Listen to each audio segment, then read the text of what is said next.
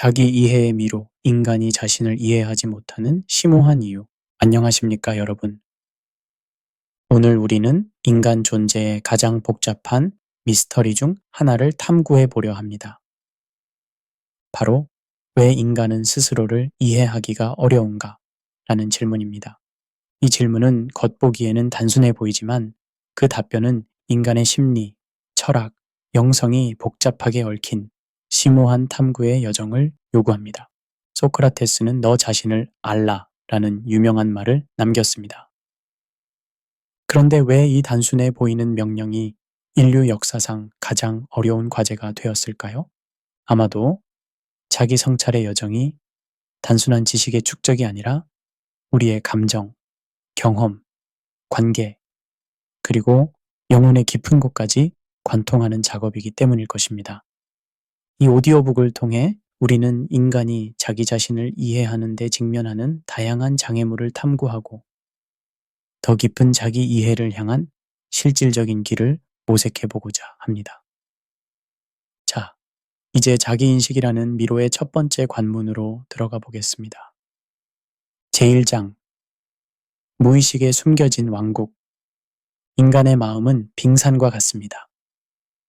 우리가 의식적으로 인식하는 부분은 그저 물 위에 떠 있는 작은 일부에 불과하며 대부분의 정신활동은 무의식에 보이지 않는 영역에서 이루어집니다. 프로이트와 융과 같은 심리학자들이 무의식의 개념을 체계화하기 이전에도 인류는 오랫동안 자신의 행동이 완전히 자신의 의식적 선택에 의한 것이 아니라는 사실을 어렴풋이 인식해왔습니다.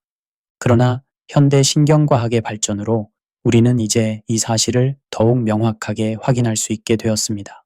흥미롭게도 연구에 따르면 우리의 뇌는 의식적 인식이 발생하기 약 200밀리초 전에 이미 결정을 내린다고 합니다.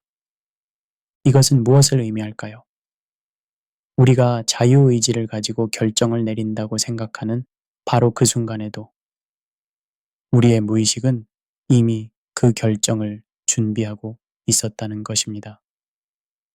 얼마나 아이러니한 일입니까?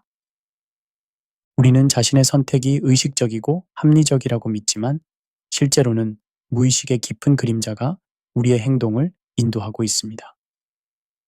한 실험에서는 참가자들에게 2장의 사진을 보여주고 더 매력적인 사람을 선택하게 했습니다. 흥미롭게도 참가자들은 자신의 선택을 합리적으로 설명했지만 연구자들이 교묘하게 사진을 바꿔치기 했을 때도 대부분의 참가자들은 이를 알아차리지 못하고 여전히 자신의 선택을 정당화했습니다. 이것은 우리가 얼마나 자신의 판단과 결정에 대해 착각하고 있는지 보여주는 명백한 증거입니다. 우리의 무의식은 때로 삶을 주도하지만 그 존재조차 감지되지 않는 경우가 많습니다. 마치 우리 내면에 숨어 있는 조종사와 같이 무의식은 우리의 욕망, 두려움, 그리고 편견의 지하 저장고를 관리합니다. 이 조종사는 우리가 이해할 수 없는 언어로 말하며 우리가 해독할 수 없는 암호를 사용합니다. 제2장, 자기 기만의 예술. 인간은 놀라운 능력을 가지고 있습니다. 그것은 바로 자기 자신을 속이는 능력입니다. 사실 우리는 이 분야의 전문가라고 할 수 있죠. 그래서 인생에서 진실을 마주하는 것보다 자기 기만의 안락한 거짓말에 빠지는 것이 더 쉽습니다. 우리의 뇌는 인지 왜곡이라는 흥미로운 메커니즘을 통해 현실을 필터링합니다. 이러한 인지 왜곡은 마치 색안경과 같아서 우리가 세상을 객관적으로 바라보는 것을 방해합니다. 예를 들어 확증 편향은 우리가 이미 믿고 있는 것을 강화하는 정보만을 선택적으로 수용하도록 만듭니다. 또 다른 예로 근본적 귀인 오류는 타인의 행동을 판단할 때 상황적 요인보다 개인적 성향에 과도하게 중점을 두게 만듭니다. 영국의 한 연구에서는 대학생들에게 자신의 성격 특성을 평가하도록 한 후 그들에게 매우 모호한 성격 분석 결과를 제시했습니다. 놀랍게도 대부분의 학생들은 이 일반적인 분석이 자신의 독특한 성격을 정확하게 반영한다고 믿었습니다. 이것이 바로 반엄 효과로 우리가 모호한 진술에서조차 자신만의 특별한 의미를 찾아내려는 경향을 보여줍니다. 그리고 이러한 이유로 무당이나 점을 치는 사람들의 모호한 말에도 많은 사람들이 그 속에서 특별한 의미를 스스로 찾아내는 것입니다. 그리고 정말 시니컬하게 생각해보면 자기 기만이야말로 인간의 가장 훌륭한 생존 전략 중 하나일지도 모릅니다. 자기 기만은 우리에게 어려운 현실에서 버틸 수 있는 위안을 제공하니까요. 하지만 그 대가로 우리는 진정한 자기 이해의 가능성을 포기하게 됩니다. 어떤 철학자는 이렇게 말했습니다. 인간은 자신의 잘못을 인정하기보다 우주의 법칙을 부정하는 것을 선호한다. 우리는 자신의 실패나 결점을 외부 요인 탓으로 돌리는데 너무나 익숙합니다. 하지만 이러한 방어 메커니즘은 단기적으로는 자존감을 보호할지 모르지만 장기적으로는 자기 성장을 방해합니다. 제3장 사회적 가면의 무게. 인간은 사회적 동물입니다. 우리는 다양한 사회적 맥락 속에서 수많은 역할을 수행하며 살아갑니다. 가정에서는 부모나 자녀로, 직장에서는 상사나 동료로, 그리고 사회에서는 시민으로서의 역할을 합니다. 이러한 다양한 역할 속에서 우리는 각 상황에 적합한 가면을 쓰게 됩니다. 심리학자 칼 융은 이것을 페르소나라고 불렀습니다. 페르소나는 고대 그리스 연극에서 배우들이 쓰던 가면을 의미하는 단어로 우리가 사회적 상황에서 보여주는 외적 인격을 상징합니다. 문제는 이 가면을 너무 오래, 너무 자주 쓰다 보면 가면 뒤에 숨겨진 진짜 자아를 잊어버릴 수 있다는 것입니다. 한국 사회는 특히 이러한 사회적 가면의 무게가 큽니다. 체면이라는 개념은 한국 문화에 깊이 뿌리내린 가치로 사람들은 종종 자신의 진정한 감정이나 생각보다는 사회적 기대에 부합하는 행동을 우선시합니다. 이러한 문화적 맥락에서 자기 이해는 더욱 복잡한 과제가 됩니다. 성인 대상 설문조사에서 응답자의 70%가 나는 다른 사람들 앞에서 가면을 쓰고 있다고 답했다는 연구 결과가 있습니다. 더 놀라운 것은 응답자의 30%가 가끔은 어떤 것이 진짜 나인지 혼란스럽다고 답했다는 점입니다. 이처럼 우리는 타인의 기대와 사회적 규범에 맞추기 위해 진정한 자아를 억압하거나 왜곡하는 경우가 많습니다. 시간이 지날수록 우리는 점점 더 자신의 진정한 감정, 욕구, 그리고 가치로부터 멀어지게 됩니다. 그 결과 우리는 자신이 누구인지, 무엇을 원하는지에 대한 기본적인 질문에도 답하기 어려워집니다. 제4장 변화하는 자아와 시간의 환상. 자기 이해를 복잡하게 만드는 또 다른 요소는 자아의 비형 구성입니다.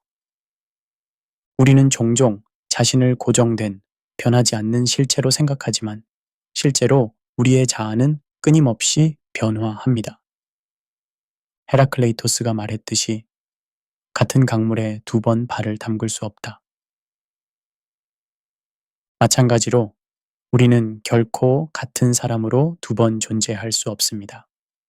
우리의 신체 세포는 지속적으로 재생되고 우리의 생각과 감정은 끊임없이 흐르며 우리의 가치관과 신념도 시간이 지남에 따라 진화합니다.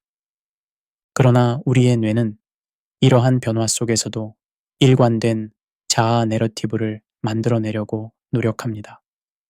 우리는 과거의 자신과 현재의 자신 사이에 연속성이 있다고 믿고 싶어 합니다. 이것은 자기 이해를 더욱 복잡하게 만듭니다. 한 흥미로운 심리학 실험에서는 참가자들에게 10년 전의 자신과 현재의 자신이 얼마나 다른지 평가하도록 했습니다. 그런 다음 그들에게 10년 후의 자신이 현재와 얼마나 다를 것 같은지 예측하도록 했습니다.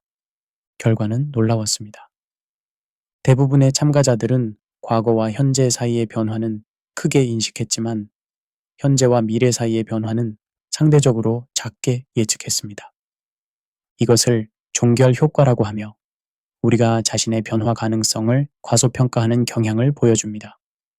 시니컬하게 생각해보면 우리는 자신이 이미 완성된 존재라고 착각하는 나르시시즘적 편향을 가지고 있습니다. 마치 진화가 우리에게 도달한 후 멈춘 것처럼 말이죠. 하지만 현실은 그렇게 관대하지 않습니다. 우리는 계속해서 변화하고 성장하고 때로는 퇴보하기도 합니다. 제5장 언어의 한계와 의식의 함정. 자기 이해를 어렵게 만드는 또 다른 장애물은 언어의 한계입니다. 우리의 내면 경험은 언어로 완전히 포착하기 어려운 복잡성과 미묘함을 가지고 있습니다. 비트겐슈타인은 내 언어의 한계는 내 세계의 한계라고 말했습니다. 우리가 자신을 이해하기 위해 사용하는 도구인 언어가 제한적이라면 우리의 자기 이해 역시 제한될 수밖에 없습니다. 예를 들어 한국어에는 한이라는 독특한 감정을 표현하는 단어가 있습니다. 이것은 깊은 슬픔, 분노, 그리고 체념이 복합적으로 뒤섞인 감정으로 다른 언어로 정확히 번역하기 어렵습니다. 마찬가지로 우리의 내면 경험 중에는 언어로 표현하기 어려운 미묘한 감정이나 상태가 많이 있습니다. 더욱이 의식은 언어를 통해 작동하는 경향이 있기 때문에 우리의 의식적 자기 이해는 언어가 포착할 수 있는 경험으로 제한됩니다. 말로 표현할 수 없는 경험은 종종 우리의 의식적 인식 바깥에 남게 됩니다. 이것이 바로 시인, 음악가, 예술가들이 종종 언어의 한계를 넘어서려고 노력하는 이유입니다. 그들은 직접적인 설명으로는 포착할 수 없는 인간 경험의 측면을 표현하기 위해 은유, 리듬, 이미지를 사용합니다. 시니컬하게 말하자면 우리의 자기 이해는 마치 복잡한 교향곡을 한 손가락으로 피아노에서 연주하려는 시도와 같습니다. 우리가 자신을 설명하기 위해 사용하는 단어와 개념은 우리의 실제 경험의 풍부함과 복잡성을 포착하기에는 너무나 조악합니다. 제6장 죽음의 부재와 의미의 추구. 자기 이해의 또 다른 장애물은 우리의 유한성을 완전히 받아들이는데 어려움을 겪는다는 점입니다. 철학자 마틴 하이데거는 인간을 죽음을 향한 존재로 정의했습니다. 그에 따르면 우리가 진정으로 자신을 이해하려면 자신의 죽음을 직면해야 합니다. 그러나 현대 사회에서는 죽음이 점점 더 추상화되고 있습니다. 우리는 병원과 요양원 안에서 죽어가며 죽음은 일상생활에서 분리되어 있습니다. 이로 인해 우리는 자신의 유한성을 진정으로 이해하고 받아들이는데 어려움을 겪습니다. 유명한 실험 연구에서는 참가자들에게 자신의 죽음에 대해 생각하도록 했을 때 그들의 가치관과 우선순위가 크게 변화했습니다. 이는 죽음에 대한 인식이 자기 이해에 중요한 역할을 한다는 것을 시사합니다.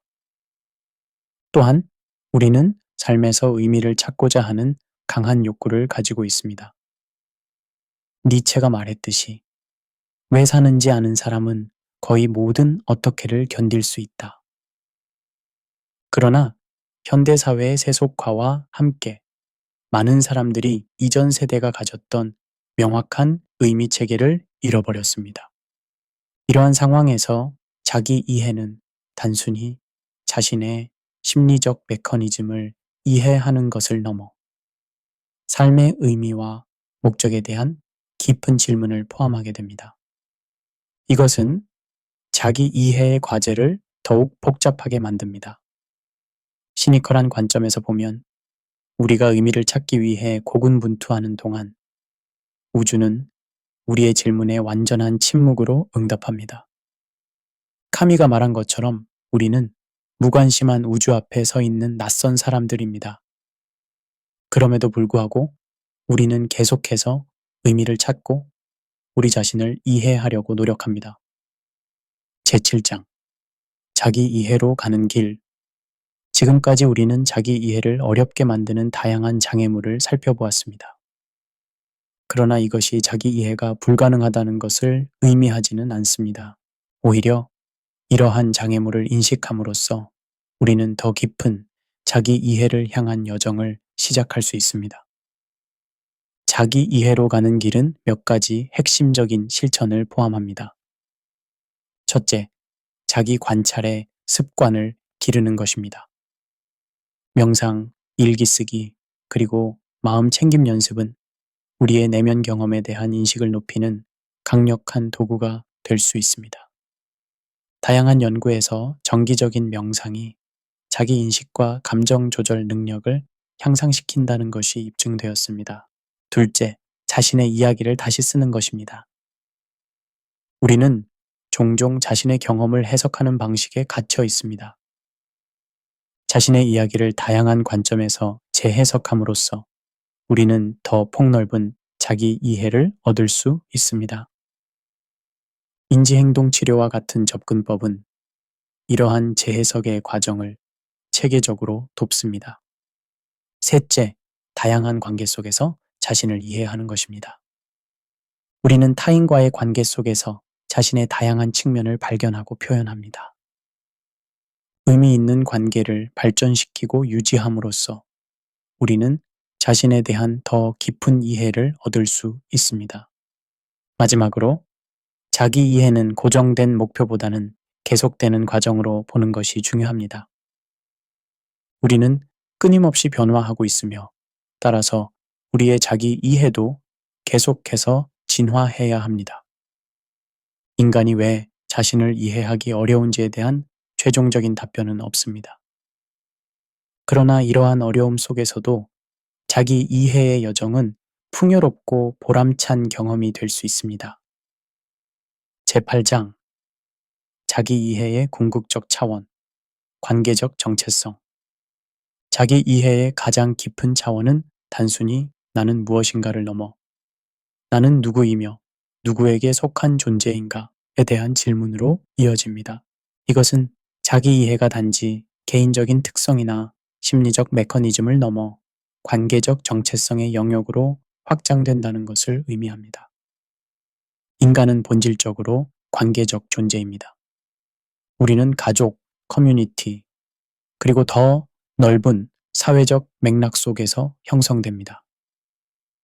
따라서 진정한 자기 이해는 이러한 관계적 맥락을 고려해야 합니다.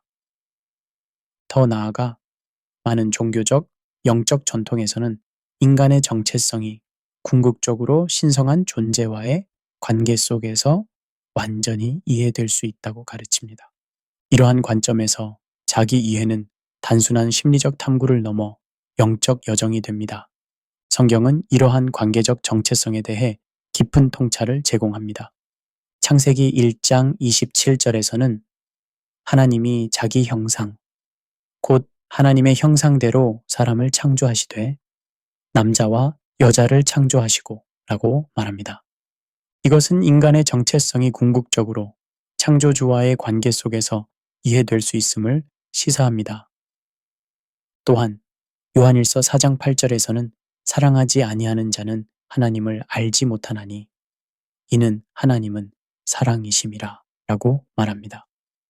이것은 사랑의 관계 속에서 우리가 자신과 신성한 존재를 더 깊이 이해할 수 있음을 시사합니다.